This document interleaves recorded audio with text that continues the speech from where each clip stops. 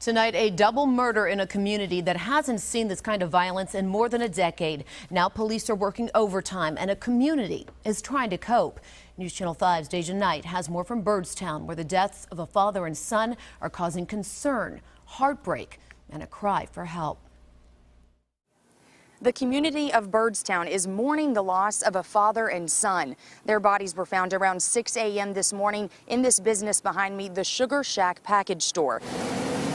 A package store that the father has owned for over 30 years. This morning, law enforcement authorities were notified of a potential homicide. We can confirm that 2 individuals have been killed. We cannot release any specific information, however, at this point on the manner of death. Multiple agencies are using every resource possible to figure out who took their lives. Our violent crime response team members are currently collecting evidence here at the scene. We hope that that will give us a clearer picture of the timeline and perhaps more importantly, what exactly transpired here to lead to the deaths of these 2 individuals. The TBI isn't releasing much information. They are teaming up with law enforcement in Kentucky. If you cross the road, you're in the state of Kentucky. To locate witnesses and hopefully suspects. We appreciate the help of the sister agencies in Kentucky, and we've reached out to them to help us as far as conducting interviews. This is very rare.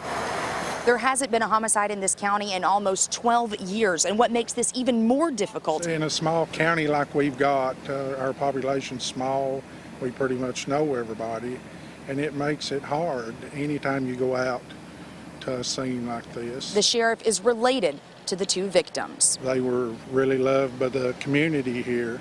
It's really devastated the family. They've asked me to ask everybody to keep them in their prayers. Now, the community is relying on each other and on law enforcement to put this case to rest. In Pickett County, Deja Knight, News Channel 5 HD. There are surveillance cameras in the Sugar Shack. Investigators are hoping the video will help solve that case.